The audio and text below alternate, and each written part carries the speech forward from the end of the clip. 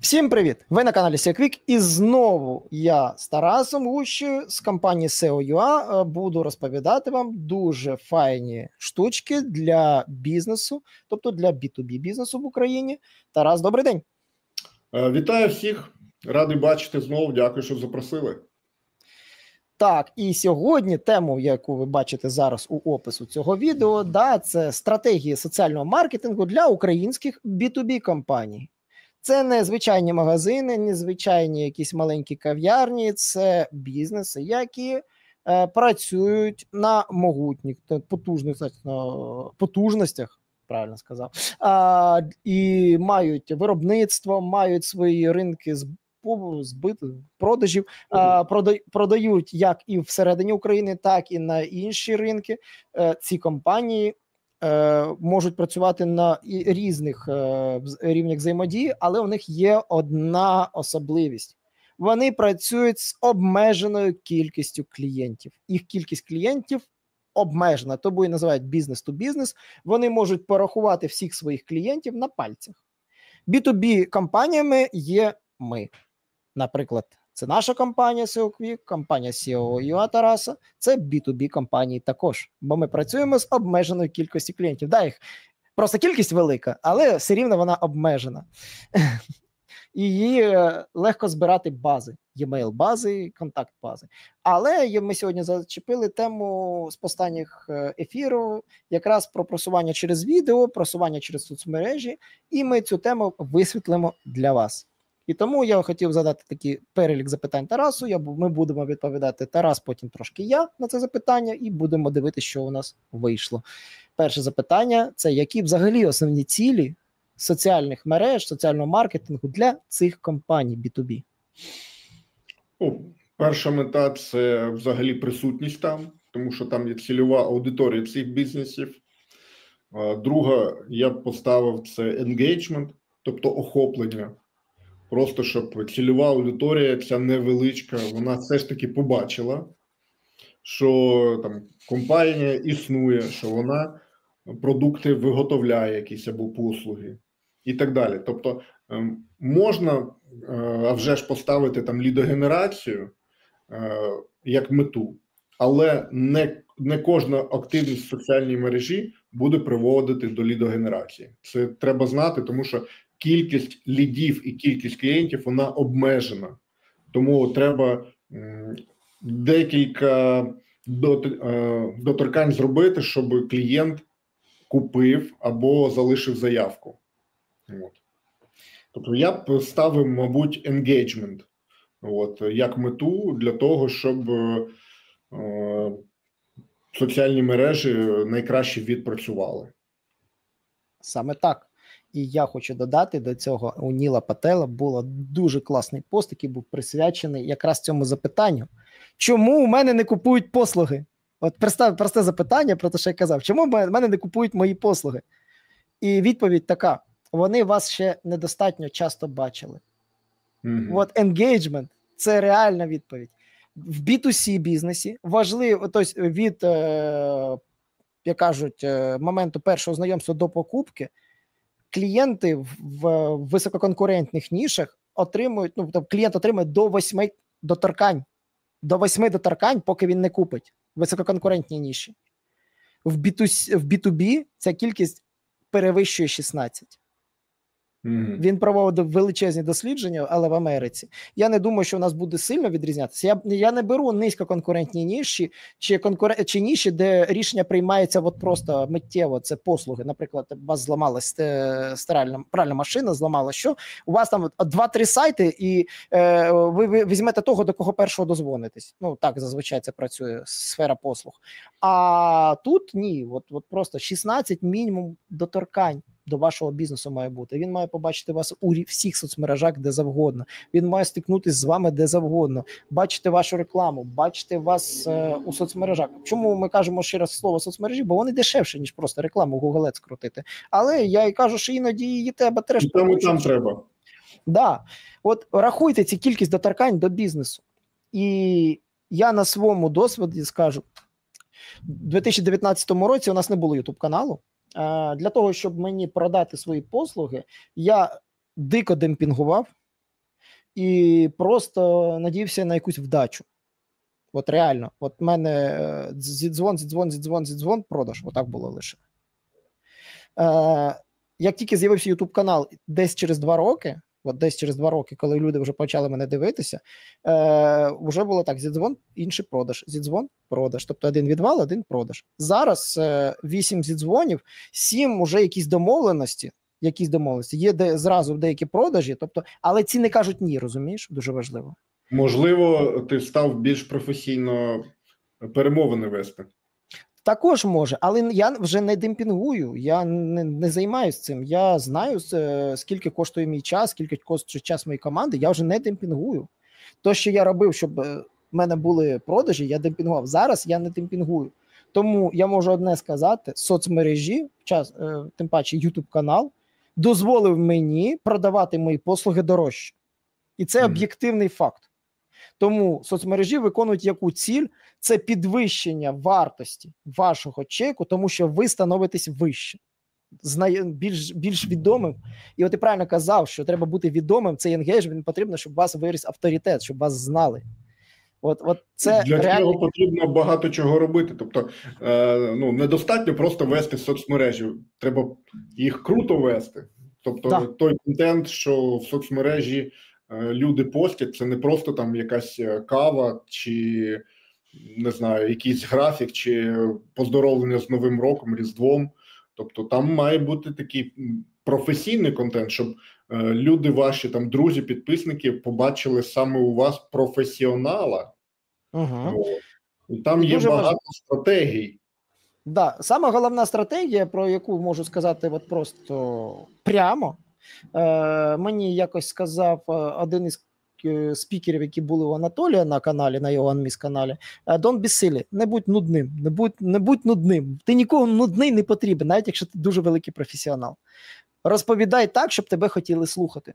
Оце важливо, щоб тебе хотіли послухати, що ти казав речі, які потрібні людям і відповідають на їх запитання. Тому навіть в B2B контенті нашому, наприклад, нашому, де якщо ви просто виробник будь-якої там продукції, там, наприклад, там ви для теплиць робите ці оргстекло, це, да? Вам потрібно розказувати так, щоб про вас хотіли слухати, що ви розказуєте і професійно, і цікаво. Оце важливо. Яркий приклад такий, який я знаю, це, правда, не B2B бізнес, це доктор Комаровський. Він про медицину так розказує, що хочеться слухати, але вам не потрібно. Приклад, він педіатр, але розмовляє про всі ліки, діагнози тощо. Але він педіатр. Стоматолог, я певен, що може саме так теж себе вести. Будь-який лікар. І уролог, і офтальмолог. А якщо спілкуватися з будь-яким спеціалістом насправді. Саме так. Тому давай другого запитання, яке в мене якраз.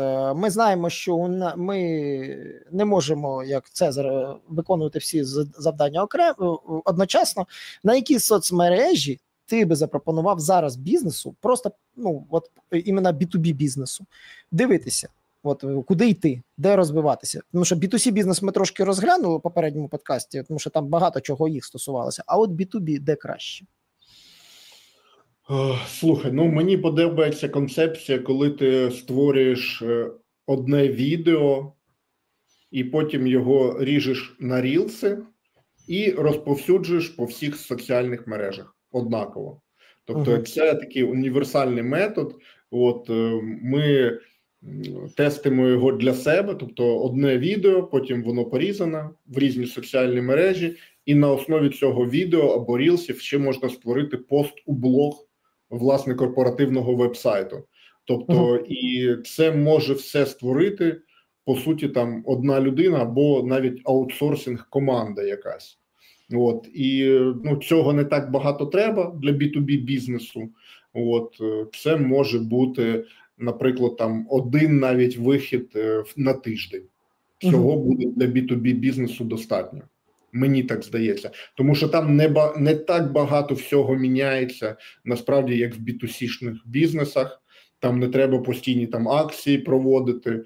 От, і якщо ти займаєшся якимось будівельним обладнанням, наприклад, або у тебе продаж піску або цегли, ну, можна почати з одного разу на тиждень.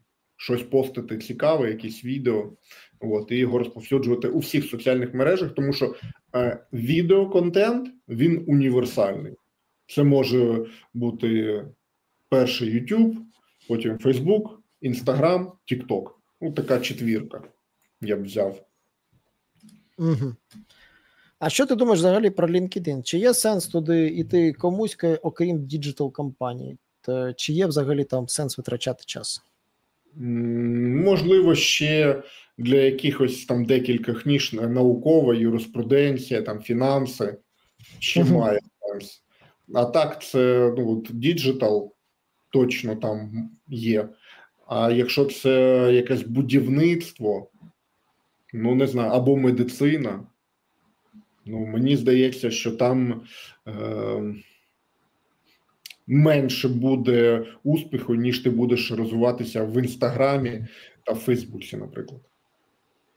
Згоден. Інстаграм, Фейсбук, я взагалі вважаю, це must have, але саме найцікавіше, наприклад, в нашій ніші, в діджитал ніші, Інстаграм, моя система, скільки ми працювали з Інстаграмом, ми рекламою займалися, і постили в ньому, і активно робили, і рілси робили. Інстаграма лідогенерація найгірша. У нас вийшла.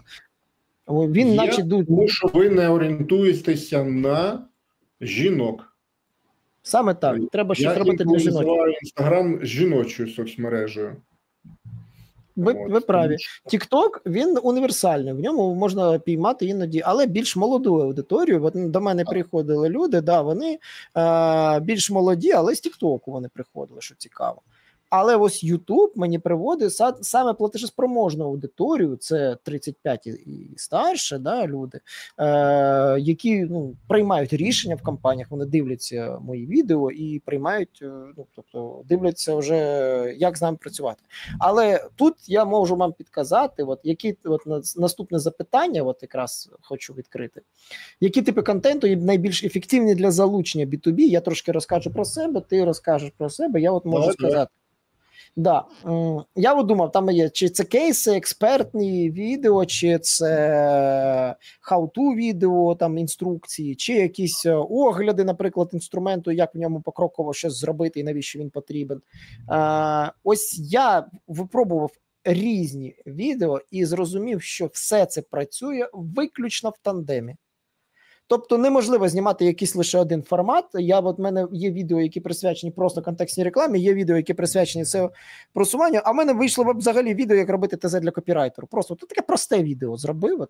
Я просто сидів, думав, про що записати відео. Сів і записав. І з нього ліди пішли. Тобто прийшли люди, нам потрібно, бачу, що ви вмієте це робити.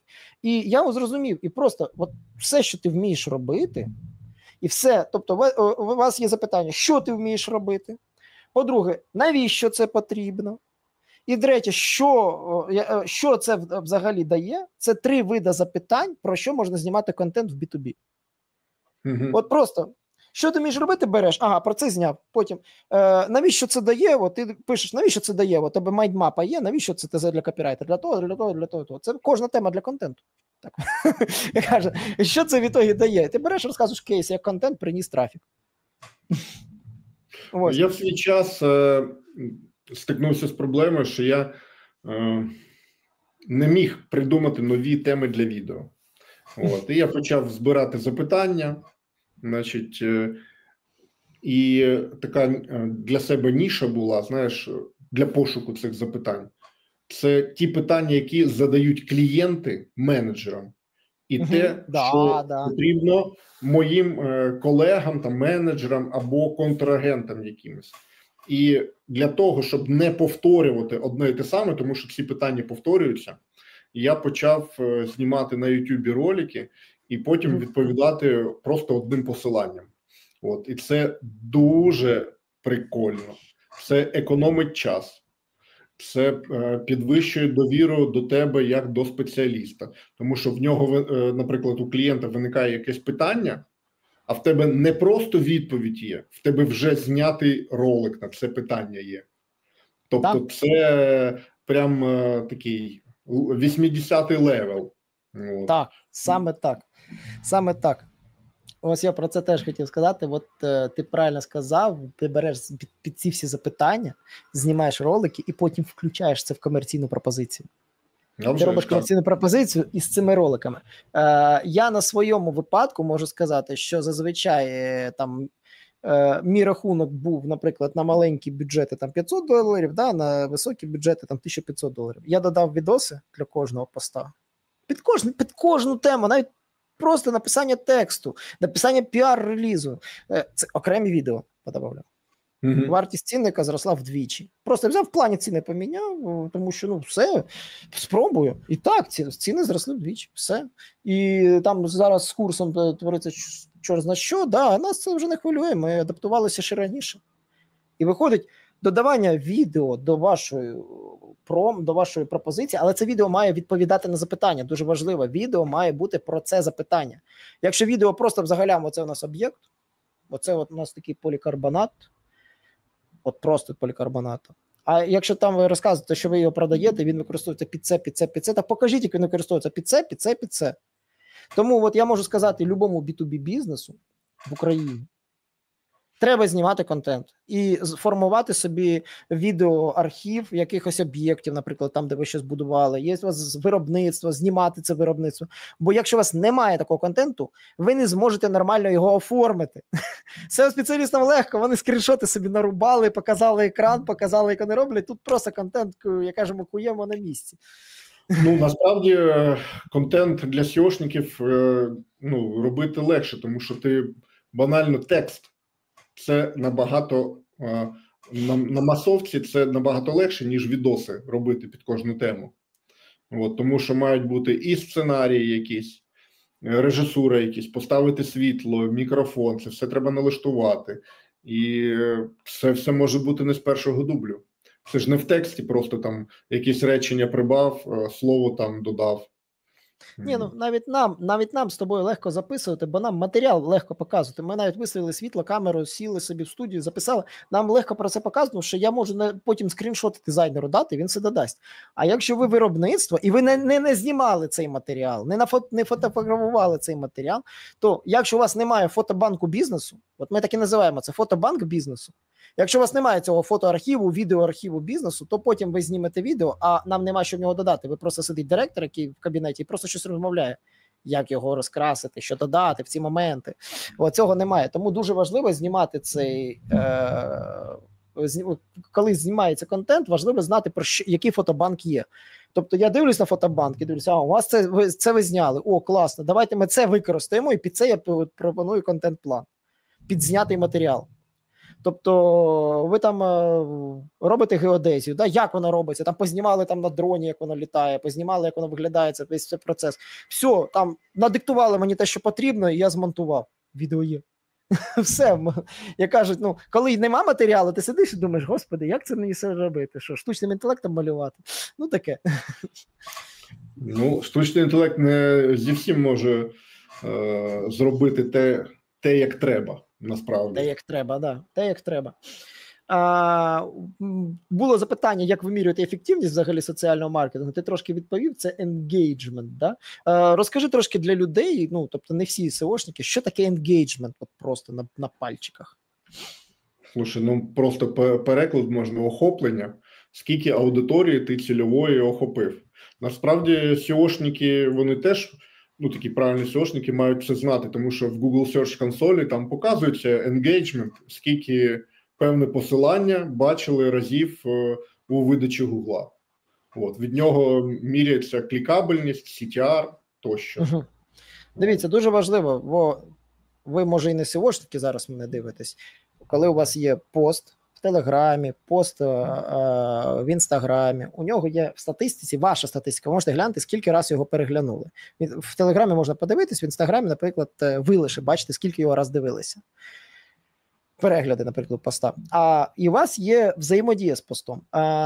Сам Facebook, Instagram, він вам покаже цей показник взаємодії. І якщо у вас цей показник взаємодії маленький, значить ваш контент не зайшов. Якщо у нього енгейджмент великий, тобто є охоплення, да, всього, взагалі, скільки він раз був показаний, енгейджмент, скільки він раз зацікавив аудиторію.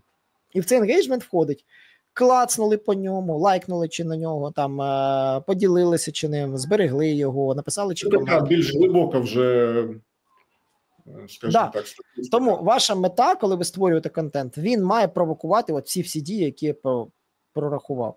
Якщо він не провокує ці дії, він буде показуватись не так часто, і охоплення буде менше. Все дуже просто, як кажуть. Ось. Дуже таке цікаве запитання. От, які стратегії залучення лідів через соцмережі є найбільш успішними для українських B2B компаній? Як ти думаєш? Дуже об'ємне питання, тому що ніші дуже великі, різні ніші. По-різному можна долучати всіх лідів, але насправді постійна присутність і стабільність для B2B, мабуть, що найважливіше, тому що всі ті, хто працюють з B2B, вони хочуть стабільних партнерів. Якщо це, наприклад, якась техніка, то щоб вона була надійна, щоб у цієї техніки був сервіс, щоб можна було замінити якісь запчастини там тощо. Якщо це якийсь там будівельний бізнес, то щоб були там якісь комплементарні там матеріали, там інструмент там тощо. Тобто все впирається насправді в доказ того, що ми стабільні, ми надійні, і з нами ви зможете довго і успішно співпрацювати. Мені здається, саме це треба транслювати через соціальні мережі, а це можна вже транслювати по-різному. Це можна доводити через участь у виставках і звідти там якісь звіти робити. Це можна через контрагентів показувати, як ви співпрацювали з ними. Це можна показувати, яких успіхів досягнула команда компанії, які премії там вона отримала, які там ще там achievements, так звані, можна транслювати. Achievements, вони можуть бути різні. Це там підтвердження, наприклад, там ISO 9000 там, і тощо. Це можуть бути якісь сертифікати або участь у асоціаціях, там вантажу перевезень, наприклад, або ще якихось там, не знаю, асоціація лікарів України, наприклад. Багато чого. Тобто можна прикладів навести. І це все підвищує довіру до вас, і до вебсайту, і до ваших соціальних мереж.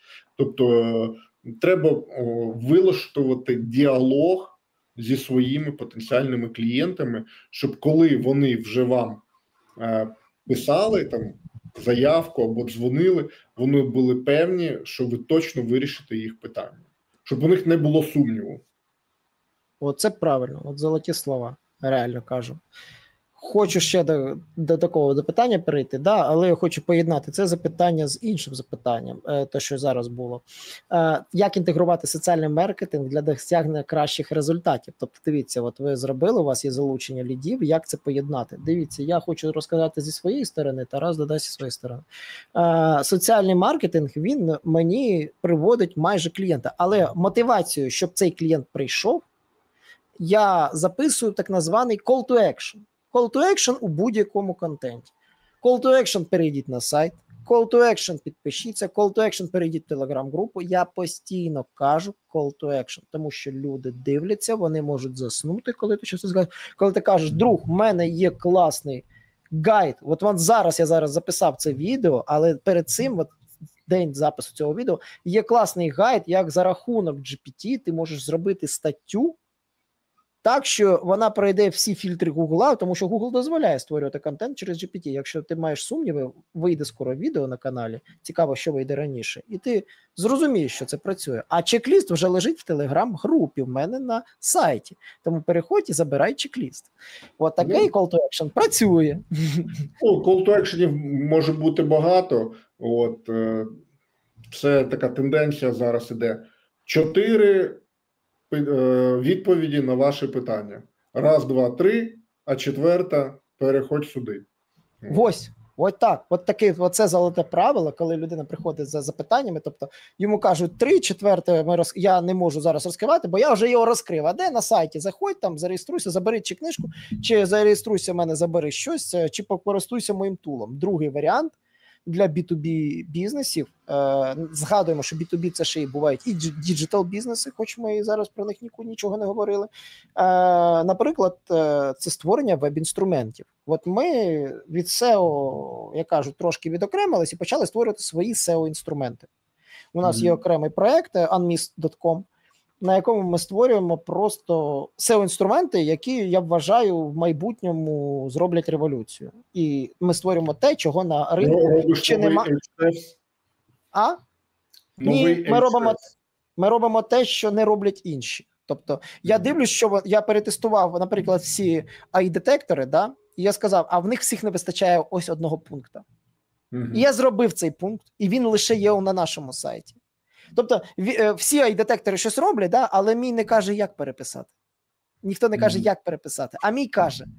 І я поєднав AI-детектор з звичайним GPT для того, щоб от, наприклад, я недавно написав статтю, він мені сказав, там є AI-контент. Добре, закинув, перепиши.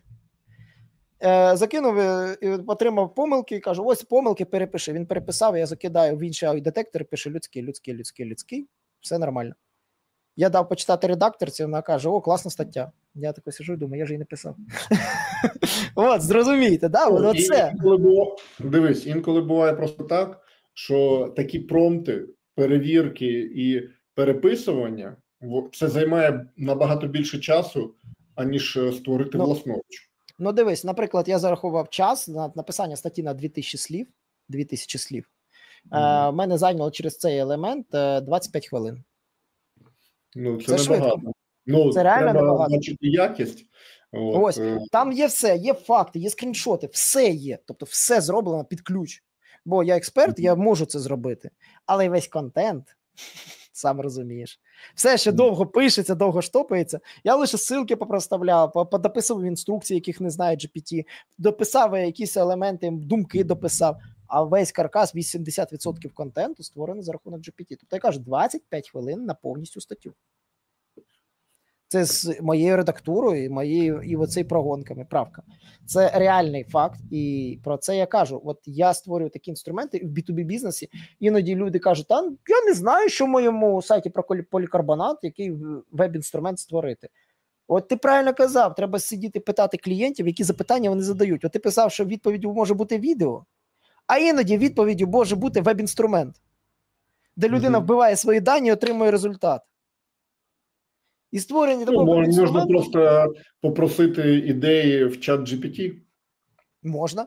А якщо у вас є запитання, які збираються, наприклад, у вас від менеджерів, да, їх вже можна збирати. Просто збирайте ці запитання. От вам постійно клієнти задають запитання, записуйте їх. От у нас було правило в інтернет-магазині в 2009 році записувати запитання клієнтів. Ми таким чином формували, що закупити.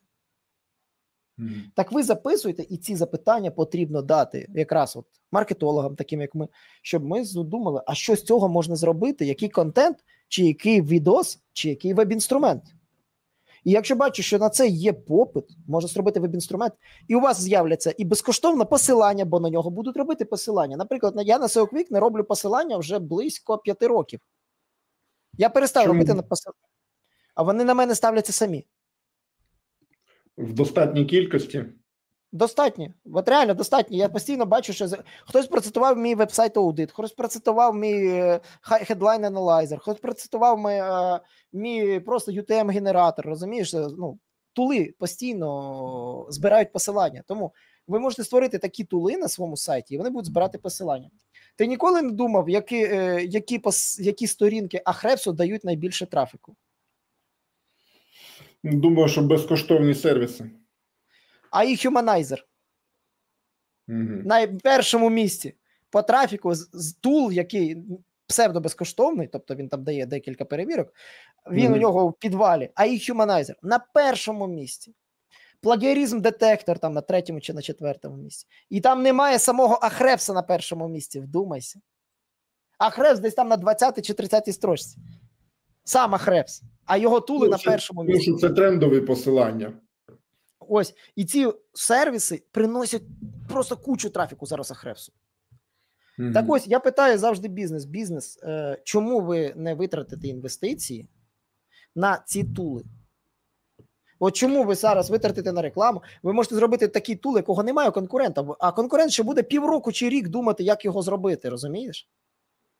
Бо ви перші зробили його, а вони будуть думати, блін, ну я зроблю тул, а як він буде працювати? А чи буде він краще працювати? Не для кожного бізнесу можна одразу придумати такі тули. От ти ключове слово сказав відразу. От ти ключове слово. Можна придумати для кожного бізнесу, але не відразу. І от ключ – це от те, що ти казав на початку цього ефіру, збирати запитання. Якесь запитання і буде ідеєю для твого тулу. Наприклад, моє запитання було, як за рахунок AI-детектора переписати статтю, щоб вона була правильною. Бо хуманайзери не переписують правильно. Вони роблять, це звичайні рефрейзинг-тули. Всі хуманайзери – це маячня. Я перевіряв всі. Я навіть скоро зроблю аудит по всім хуманайзерам, які я перевірив. Всі хуманайзери – це маячня на ринку і викачка грошей. Бо тренд розповсюджений, але реально він не працює. Ось. Ну, такі реалії є. Ось. А я через те, що мені потрібно було цей хуманайзинг робити, я шукав спосіб, а як його зробити? І я продумав логіку, як його зробити. Да, це займає 3 кроки замість одного, але це працюючі 3 кроки. Другий, наприклад, інструмент. Я створив собі внутрішній, наприклад, інструмент для збору семантики. Serpstat, дуже дякую вам, ви молодці. Ви дуже мені допомогли. Я просто створив тул, який збирає семантику. Ти вбиваєш туди просто перелік своїх сторінок. Під перелік сторінок вибираєш собі головний ключ. Ну, для кожної сторінки є головний ключ. Це зазвичай H1, да? Закидуєш H1, і він тобі збирає просто всі ключі під цей H1. І він збирає чітко, не уходить в сторону, нема там ні БУ, нічого. Я просто через алгоритм, який є лише у Serpstat і відсутній у всіх інструментів, він реально є лише у Serpstat, один алгоритм. Я просто побачив одну метрику всього. Одна метрика, я такий дивлюсь, капець. Якщо по цій метриці до определеного значення відрізати всі інші слова, я отримую чисту семантику, яку не треба кластеризувати, яку можна просто здати. Я навіть кажу, так я на семантику не буду витрачати гроші клієнта, яка займає безліч грошей. Тобто, да, зазвичай збір семантики. Я зазвичай там одну сторінку, де збираю там $5 семантику, десь такі вартості. У мене, якщо є перелік ключів, під кожний ключ під окрему сторінку, я можу семантику зібрати за це речення, скільки ми з тобою зараз я почав це розповідати. Для, наприклад, 100 сторінок. Тобто, от такі речі я зараз буду провадити. Не можна заюзати такий інструмент. Да, от я зараз його ще не викатив на практику, платну версію. Я хочу, щоб він платний, бо Serpstat теж мені не безкоштовно ці дані видає.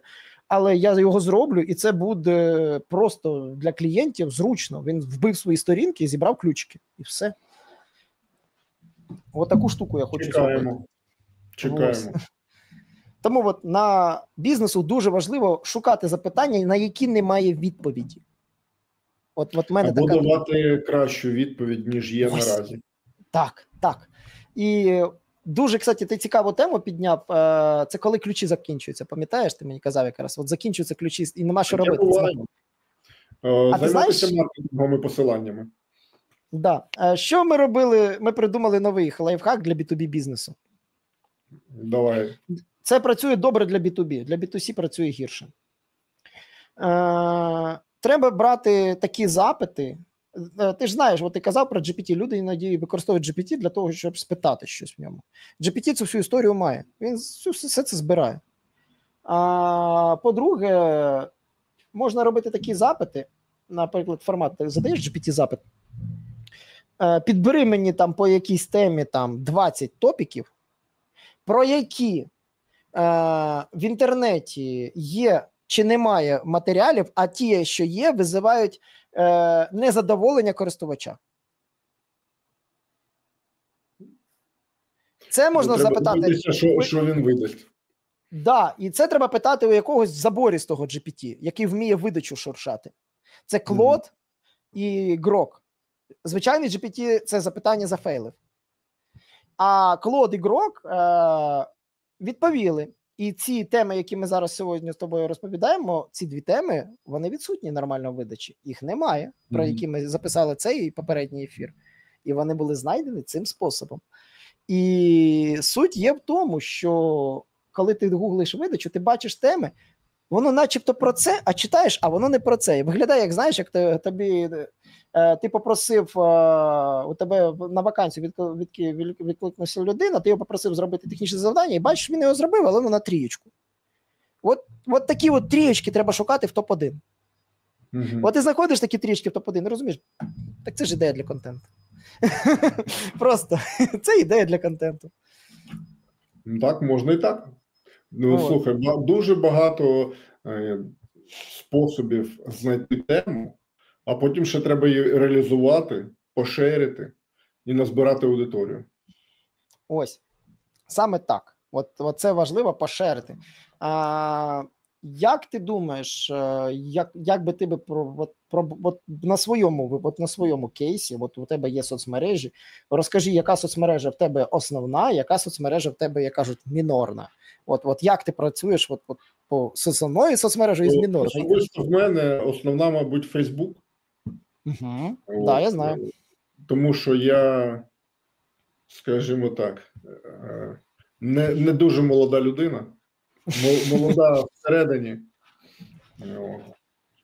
Тому Фейсбук в пріоритеті, а звідти вже все шериться далі. Але контент, що в Ютубі і в Фейсбуці, він інколи має співставлення, а інколи це взагалі різний контент. Але все відштовхується від Фейсбуку. В Інстаграм я майже взагалі не заходжу. Саме так. От є така ситуація, є мажор соцмережа і мінорні соцмережі. Мінорні отримують репости, мажорна отримує первинний контент в чистому вигляді. І у мене це трошки такий формат. У різних бізнесах він різний. У мене це телеграм-група. Наша телеграм-група, де я просто сиджу вдома, п'ю каву вранці за айпадом і вже строчу туди якийсь пост. Строчу те, що знайшов, те, що придумав. От прямо на айпаді, просто в мене айпад з клавіатурою, я на ньому працюю, поки п'ю каву. Ще на роботу не почав робити, тобто ще не пішов у зал, тобто це 7-8 ранку, це я вже сиджу, починаю щось писати. Це моя ідея, це мій каркас, про що я буду розповідати. Там невеличка, може, взаємодія лайками, але люди, бачу, дивляться активно мої пости, люди взаємодіють, і я перевіряю періодично, я ще створив окрему групу, тому що в Телеграмі мені писати не можуть, а в групі можуть. В групі можуть мені задавати запитання, от я підняв групу, в мене група там, де задають запитання, я на них на всі відповідаю. Ось, це моя основна. На ній я формую майбутній контент в YouTube. Тобто я пишу, потім приходжу, наприклад, зараз в студію, беру свою телеграм-історію, дивлюся, що з цих фрагментів, що я назбирав, можна зліпити в відео, і ліплю відео. Ліплю, може, шорти, зразу записую. Да, і в мене, чому так зручно? В мене є чернетка, на якій я відразу пишу контент як для людей. Не для себе десь вона зберігається, я зразу пишу то, що в голові, бо воно може забутися. Подовжую пости, тобто, і роблю таку активність. І от через цей Телеграм в мене багато клієнтів знають цікаву інформацію, бо я з ними переписуюсь зазвичай там в Телеграмі чи, може, в Вайбері, але здебільшого всіх є Телеграм. І коли я іноді кажу, дивіться, я от про це писав ось тут, і кидаю посилання на свою телеграм-групу. Все пишу, о, прикольно, розписано класно. І я подумав, Телеграм теж зручно. Не тільки Ютуб, який ти пишеш, да? І тому в мене Ютуб... Інший формат. І під час переписки з клієнтом Телеграм мені дуже допомагає, тому що там багато корисного контенту, який я точно відрафінував ручками. В YouTube я вже беру те, що от я написав сценарій, зібрав оці кусочки тем і йду в YouTube з цим. І в YouTube от якраз про це розповідаю. А уже синдикація йде в Instagram, в LinkedIn, в Facebook, в TikTok. Туди йде синдикація, то, що називає синдикація, нарізка цього контенту і адаптація під цей формат. Наприклад, інший у нас бізнес, він взагалі не має синдикації, це по торговлі криптовалютами і заробітку на бінарних опціонах. Є такий у нас проєкт дуже цікавий. І там немає синдикації, там весь контент адаптується відразу на конкретні соцмережі. Там можна сказати, що вторинним є лише LinkedIn, але просто тому, що там поганий енгейджмент. Але контент там відразу заточується під всі платформи. Тобто там він зразу поститься на всі платформи. І в Телеграмі, і всі інші, і на YouTube, і на Інстаграм, і TikTok. Думаю, що для різних бізнесів це може бути просто різні ворота для входу. От. У когось це буде там первинний Інстаграм, у когось Телеграм, у когось YouTube. Тобто це питання зручності насправді. Да, і тому от первинна соцмережа, з якою вам легше працювати, от ви її самі собі виберіть. І з неї почніть, тому що я використовую свій Телеграм як чернетку важливих думок. Тобто там от важливі думки, які ще я не виклав у YouTube, але вони все рівно оформлені. Щоб не забути. Да, і щоб не забути. Можна повернутися. Да, я потім дивлюся, ось я тобі робив такі пости. І в мене в Телеграмі, якщо зайти в групу, там просто за день може 5-6 постів бути. Там, окрім анонсів, які ми робимо, контент, який вийшов, там от є ці штуки, якими я межую постійно контент. І ось B2B бізнесу дуже важливо мати, от ти Facebook маєш, от я маю Telegram, і YouTube іде в мене наступним. Тобто він не йде не як основним, а наступним. Але він в мене все рівно є main social media, як кажуть, основна соціальна мережа, яка мені потрібна для охоплення. Тобто її завдання – це максимальний пошук охоплення. От у мене це YouTube, у когось буде TikTok, залежить все від цільової аудиторії. От. Саме так. Ось. І от тому я вважаю, так можна прикольно поєднувати для B2B бізнесу соцмережі сьогодні. Поєднання з відеомаркетингом, взагалі, то, що треба цей контент, цю фабрику треба, щоб вона працювала, контент-фабрика. Я вважаю, що бізнесу дуже важливо, от як на одному ефірі казав, що є люди, які класно вміють створювати контент, є люди, які класно спеціалісти в своїй сфері, але вони не вміють створювати контент. От треба їх поєднувати з іншими людьми, щоб в них була пряма комунікація, чи одному становити іншим, тобто, що це має бути одна людина, що важче. Тому що професіоналу, якому вже 40+, дуже важко переучуватись на щось нове. Різні люди бувають, слухай. Насправді деякі в 40 плюс можуть лише починати власну справу. Таке теж буває. І все в них успішно виходить. Тобто я не списував людей ті, що за 40. Я такий ж. І останнє запитання, я хотів би тобі задати його, може ти щось пригадаєш, які є помилки, які можуть B2B бізнеси, от самі такі популярні помилки, які ти бачив в B2B бізнесах при роботі з соцмережами? Не любити свого клієнта якось і це проявляти. Зневагу в коментарях, або використовувати якийсь контент сумнівний. Такі помилки. Тобто треба дуже поважно відноситися до свого клієнта. Навіть якщо він вам чомусь не подобається, але повагу до нього виявляти, як це можливо взагалі. Тобто, саме так. Саме так, ти правильно сказав. І якщо щось робиться там незрозуміло, треба з'ясовувати ситуацію. Мені здається, в цьому можна, багато брендів у цьому помиляються, коли вони якось невірно комунікують зі своїми клієнтами або зі своєю аудиторією. Своєчасно виявити це треба. І якщо, наприклад, є сумніви щодо певних там або креативів, або відео, або тієї інформації, що ви хочете донести, то краще її 5 разів перевірити, дати почитати різним людям і поцікавитися, як вони її сприймають.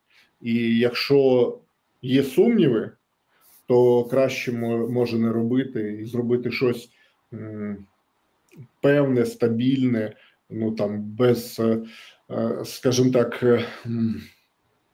двоякого сприйняття. щоб не сприймалося по-різному. Це моя думка. Правильно. Ну, це реально, я не можу дати. Ну, в мене є ще одне можу додати, який, ну, проблеми, з якими стикаються. Це чи зневага взагалі до цього каналу. Це перше, що буває, коли взагалі зневажають соцмережі як канал. І просто думають, що воно само буде так працювати.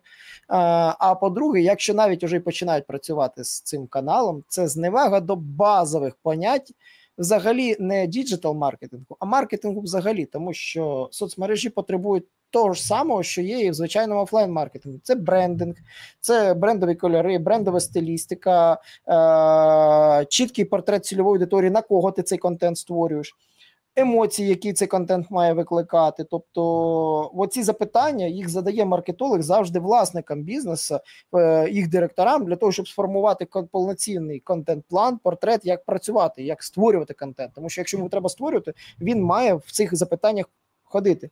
А зазвичай в цих бізнесах ти перше запитання задаєш, і там вже шукають якогось секретаря, тому що вони не знають відповіді на це. Вони навіть не знають, який у них брендовий стиль і шрифти. І це реалії, я кажу, українського бізнесу. Тому що я, коли займався навіть контекстною рекламою, для контекстної реклами треба ж малювати дещо. Так кажу, навіть для пошукової треба трошки малювати для мобілки там. От. І коли стикався з цими запитаннями, я бігав просто за людьми в компанії, щоб мені знайшли ту людину, яка десь на жорсткому диску це має. Тобто неорганізованість по звичайним маркетинговим питанням. Я просто в рекламі з 2007 року. Я в офлайн-бізнесі працював. Звичайні візиточки, флаєри, це все. І коли приходив клієнт, ми десь 2 тижні під нього це все робили зазвичай окремо, тобто, бо іноді у нього цього нема. Ми йому робили, записували на диск, робили 3 копії, щоб він не загубив нічого, да, і це відправляли йому ці всі брендбуки, макети, всі логотипи, в всіх різних форматах, як воно є. Тоді ще часи були скрутні, не так легко це все було, і от ми просто, щоб це не загубилося, ніде не було інтернету, звичайно, як ти розумієш. Дисків не було таких. У когось був, у когось не було. Ні, інтернет був, але не в тому форматі, там як він звичний, розумієш? І от ми в агенції витрачали час на ці речі. Зараз ці речі я хапаю за голову, да, що і вони не реалізовані, вже майже 20 років пройшло, і у деяких клієнтів ці питання не закриті, а вони бізнеси починають. Це рішення кожного бізнесу.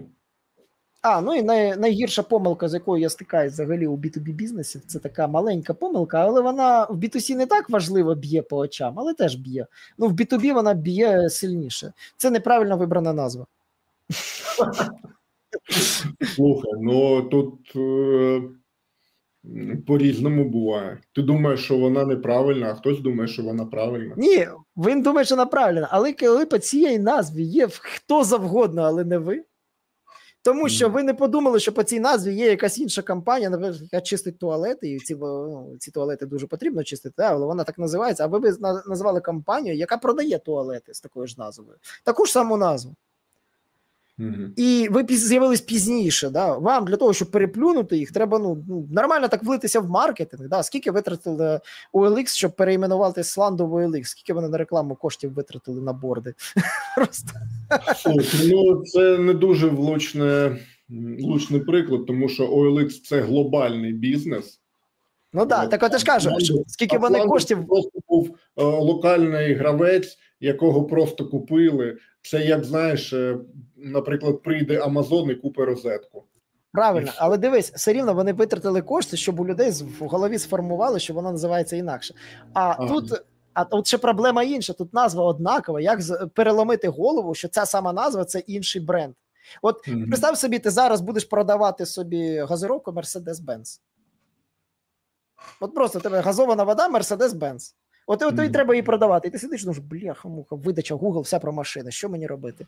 От це такі от приклади. Видачу треба перевіряти, а вже ж, якщо мова йде про назву або про якісь там послуги, тобто, видачу треба перевіряти.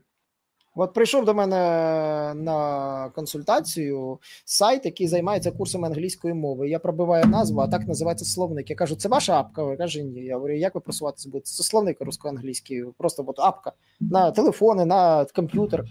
З такою ж самою назвою. Я говорю, що треба назву міняти? Я говорю, так, треба міняти. Як по брендовому назві вас знайти? А в B2B бізнесі дуже важлива брендова назва. Дуже важлива. Так і є, так і є. Брендові запити дуже важливі, тому що будуть шукати у компанію, насправді. Якщо вона стане відомою, ще більше будуть шукати. От тебе питають, ти називаєшся SEO.ua, саме так, SEO.ua. Не SEO, там, просто як ми називаємо SEO, ні, ти називаєшся SEO.ua, ти навіть так підписаний в компанії. Це назва компанії. Ось. Ну, тому що брендові запити будуть і поведінкові фактори. У нас все заточено на SEO-шку. Тобто це нормально. Ну, можна назвати компанію взагалі як завгодно. Ну, то можна, це реально, можна ініціалами назватись. Є приклад дуже звичайного такого незвичного бізнесу Фізі, якщо ти знаєш, батончики такі Фізі. Це ну, вони чи з цукром, чи без цукру є, але вони там без звичайного какао-шоколаду, вони там керо використовують, такі інші на фруктозі. Я дуже їх полюбляю, тому що я не дуже люблю чистий сахар, чистий цукор не люблю. І був до цього батончики Яро. От я знав про бренд Яро. Яро закрився, з'явився Фізі. Назва Яро, назва Фізі ніяк не комплементарні, розумієш, тому що вони продають. Але оце формування в голові клієнта, назва, сутність, да? От на це і витрачається, ну, в бізнесі зв'язок. І от в B2B бізнесі також. Тобто ця назва, так це про цю компанію, назва, а це про цю компанію. І от проблема, коли от вибирають назву, а там уже є хтось. І ти вибудовуєш цей зв'язок, а ти його вибудовуєш, а там уже інший зв'язок вибудований. І тобі треба спочатку ламати цей зв'язок, щоб вибудувати новий. Тому краще змінити іноді назву. Це дешевше. Ну, різні бувають ситуації. Різні. Ну, можна змінити назву, але якщо компанії вже там 20-30 років, назву змінювати дуже важко. Ну, дивись, якщо вам 20-30 років, то ви вже якось проіснували 20-30 років з цією назвою, і іншим конкурентам важче. Вони будуть вас доганяти, не зможуть з цією назвою вилізти. Вам проще. Але коли ви тільки переходите на маркет, чи просто назвалися компанію, вийшли, виходите у діджитал, у вас немає клієнтської бази, нічого, ви тільки виходите зараз у бізнес. Ти розумієш, коли створюється бізнес, люди не думають про те, як буде там через 20 років, як буде існувати бренд. Тобто люди думають просто, треба створити бізнес і заробити грошей. Не думаю, що коли там створювалася розетка, ніхто не думав про те, що там, ну, це електричний там пристрій в стіні. Ну, просто була така ідея, давайте називемо ось так. А ще був інтернет-магазин Сокіл. Так, да, був такий. Був, нема. А розетка є. Тому буває по-різному. Деякі приходять на ринок, деякі уходять. І я думаю, що назва грає роль, але точно не визначально. Є багато факторів, що вирішують, чи буде існувати бізнес далі чи ні. І один із визначних факторів – це люди. Тому що саме люди можуть і змінити назву, і змінити маркетинг, і створити правильну стратегію для розвитку. А якщо не буде правильних людей, то яка б назва не була, щоб там не створювалося, можна зганьбити геть усе. Саме так. Закінчуючи цей весь опус про назву, чому я дуже важливо кажу вибирати назву правильно, по цій назві не має бути нікого. От просто нікого. Треба перевіряти, чи краще в соцмережах, чи по цьому назві логіну, чи не створив щось хтось подібний собі, там, наприклад, чи канальчик, чи по аккаунт в Інстаграмі. Тому іноді я вибираю, коли от мене клієнт приходить і каже, як мені назватися? Я кажу, як завгодно, головне, щоб було звучно, якось легко запам'ятовувалось. Можна з вашими ініціалами погратися, щоб це було якийсь сенс мало, да? Якісь ініціали, там, прізвище, ім'я, да? Можна погратися. Але дуже важливо, щоб воно було вільне, коли ви створите, скупите собі домен, купите собі, зареєструйте собі соцмережі, щоб воно було цільно, да? От. Як таксі Болт, да? От просто таксі Болт, таксі Уклон, да? Як виявилось, дуже вільна назва, ніхто її не забирав. Ось, прості з назви, вони можуть ніяк не пов'язані зі словом таксі, як ви бачите. Бо просту назву з правильним піаром вона отримує собі нормально так клієнту. Нормально так. Правильний маркетинг, правильні соцмережі ви отримуєте. Але дуже важливо, щоб коли клієнт сказав, о, так я ж знаю, це та компанія, вбив назву і вас побачив. От це важливо, щоб брендова видача була чиста, вся про вас. От це, над цим треба завжди думати B2B бізнесу. Тому що в B2B бізнесі зазвичай будуть шукати вас по назві. Бо коли ви будете дотикатися через соцмережі, форсити у месенджерах, писати e-mail-листи, вони будуть запам'ятовувати назву, і колись директор скаже, тут був офер від такої-то компанії, да, директор скаже, о, я зараз гляну, вбиває назву і не може її знайти, отут і провалюються величезні, як кажуть, продажі. Саме так. Бюджети на маркетинг закінчуються. Угу. Тому це було останнє моє запитання в цьому блоці. Тому я був вдячний, Тарас, що ми цю Дуже тему дякую, дуже крута бесіда вийшла. Що ми її прожували, цю тему. Наступні теми будуть у нас на нашому каналі. Тому що робити треба? Підписуватися на канал треба. Да. Тараса соцмережі будуть знизу, мої соцмережі будуть також знизу в описі, тому чекатимемо вас на нових ефірах. На все добре! До зустрічі!